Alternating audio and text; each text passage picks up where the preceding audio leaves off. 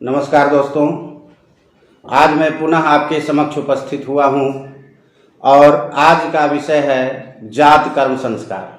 दोस्तों, आप जानते हैं कि जात कर्म संस्कार यह चौथे नंबर का संस्कार है। इसके पूर्व आपने गर्भाधान संस्कार, पुंसवन संस्कार, सीमंतोन्नयन संस्कार के बारे में जान चुके हैं और आज चौथे नंबर का संस्कार जात कर्म संस्कार है। दोस्तों, जात कर्म संस्कार का अर्थ ही हुआ जातस्य कर्म, जो जन्म लिया शिशु है उस समय का तत्क्षण किए जाने वाले कर्म को जात कर्म संस्कार कहते हैं।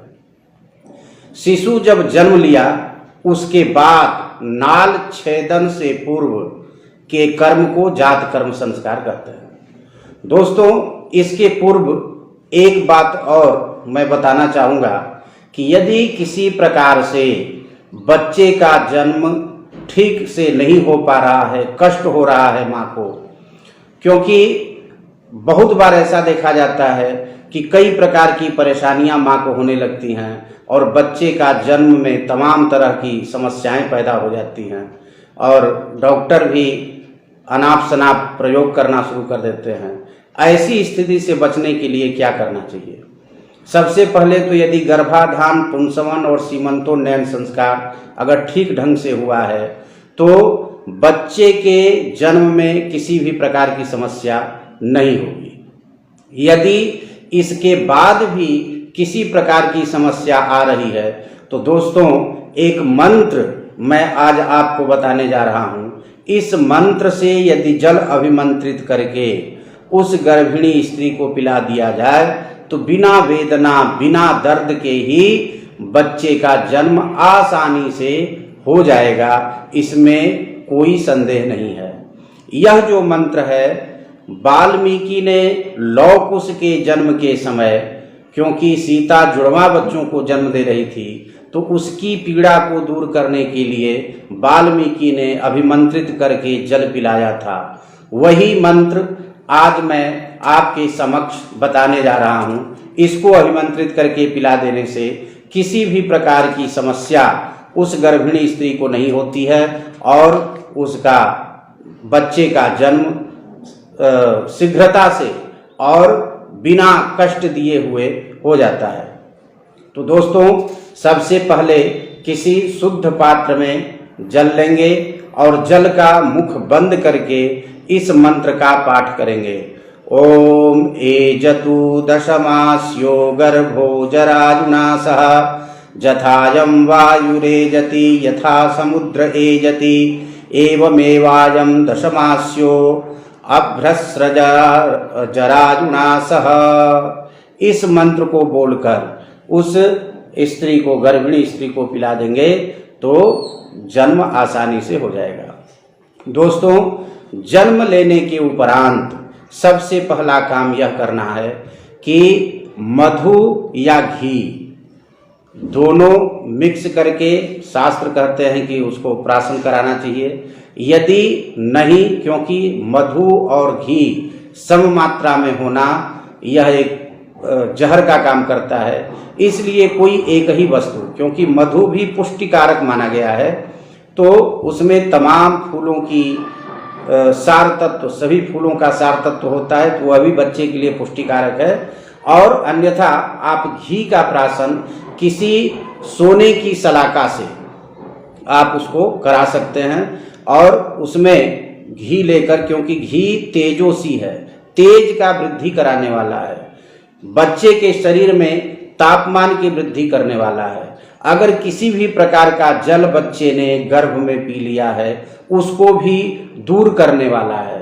तो सोने की सलाका से थोड़ी सी गाय का घी ही होना चाहिए, गाय का घी लेकर और बच्चे की जिह्वा पर ओम लिखते हुए या राम शब्द लिखते हुए, क्योंकि ओम ब्रह्म का वाचक है, राम ब्रह्म का वाचक है और ये दोनों हमारे हिंदू धर्म में परम पवित्र माने जाते हैं, क्योंकि एकमेवाक्षरम ब्रह्म, ओम शब्द को ब्रह्म का वाचक बताया गया है। और यह जो जीव अभी नवजात जन्मा जो शिशु है वह भी ब्रह्म का ही अंश है, इसलिए उसके जिह्वा पर इसका स्पर्श करा देते हैं और उस ब्रह्म के साथ उसका सायुज्य कर देते हैं, ताकि इससे इस जीव को किसी भी प्रकार की कोई क्षति, कोई पीड़ा आने वाले समय में न हो।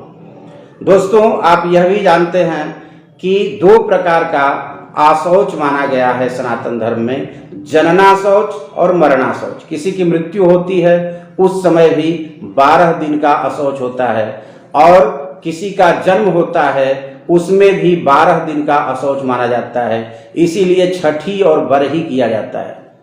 तो दोस्तों, इस अशौच की अवस्था में किसी भी प्रकार का कर्मकांड करना उचित नहीं जान पड़ता है।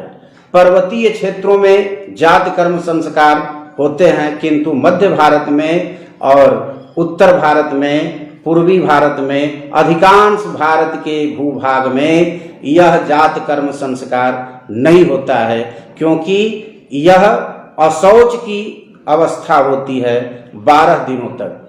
तो केवल आप इतना कर सकते हैं कि घी से लेकर उसका यदि प्राशन करा दें, केवल चटा दें, क्योंकि यह अन्न नहीं है, अन्न प्राशन अलग है, यह घी है और वह अमृत है जो गाय माता से निकला हुआ है, तो इसलिए इसमें कोई समस्या नहीं है, आप इसका प्राशन करा सकते हैं और ओम लिखते हुए। तो दोस्तों, इसी को जात कर्म संस्कार कहते हैं। इसमें और किसी भी प्रकार की पूजा पद्धति नहीं करनी है। हमारे यहाँ अशौच की स्थिति में कुछ भी नहीं किया जाता है, और माता पिता को भी अशौच है, परिवार में और भी जितने सदस्य हैं सबको अशौच है। तो इस स्थिति में कोई भी कर्मकांड करना उचित नहीं होगा। दोस्तों, इसके बाद एक चीज ध्यान रखिए कि जन्म या हॉस्पिटल में हो या घर में हो, जन्म होने के बाद उसके घर में एक अग्नि अवश्य जलनी चाहिए। उस अग्नि का नाम होता है प्रगल्भ नामक अग्नि।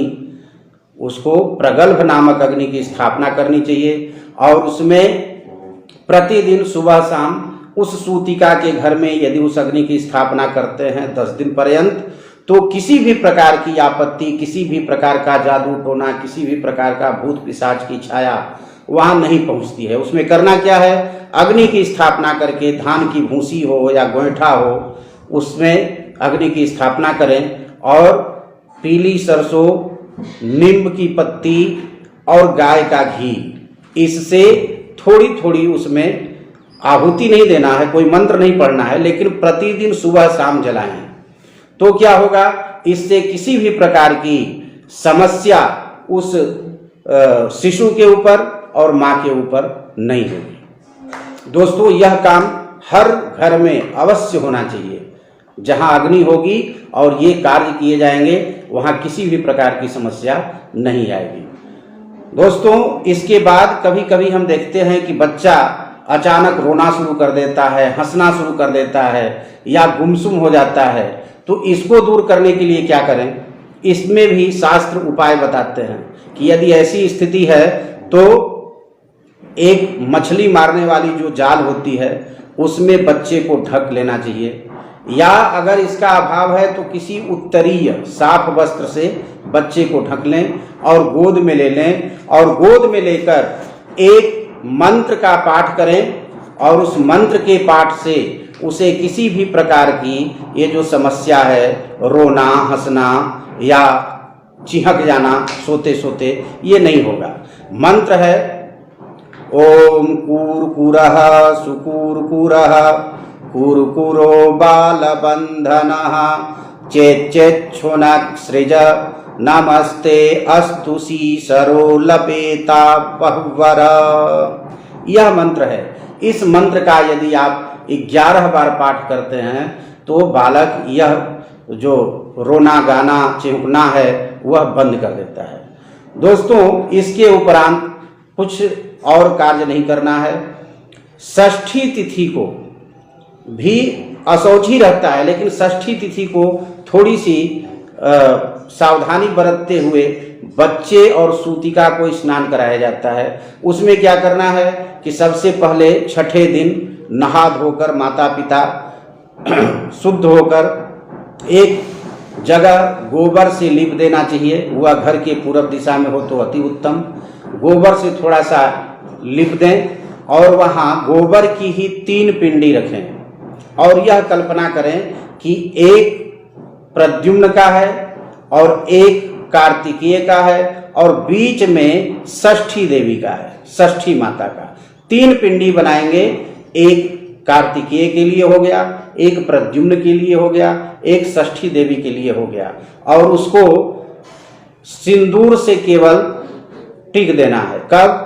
बच्चे को नहलाने के बाद। बच्चे का सिर पूरब की तरफ करके हल्का सा, जिससे उसको किसी भी प्रकार की क्षति न हो, वैसे नहलाकर और उसको सिंदूर से उस बिंदी को 3 बार टिक देना चाहिए और बच्चे से प्रणाम कराना चाहिए, ताकि षष्ठी देवी जो कार्तिकेय की रक्षा करती हैं, प्रद्युम्न की रक्षा करती हैं, वह इस शिशु की भी रक्षा करें। यदि आप ऐसा करते हैं तो उस बच्चे के लिए वह बच्चा दीर्घायु होगा, यशस्वी होगा और किसी भी प्रकार का रोग दुख उसके ऊपर नहीं आएगा।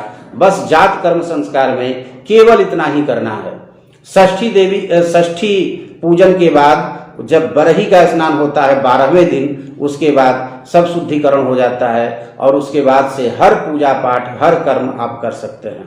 तो दोस्तों, इसी के साथ मैं आज आपसे विदा लेता हूं। अगले वीडियो में पुनः उपस्थित होऊंगा। तब तक के लिए नमस्कार। 2 दिन कर्म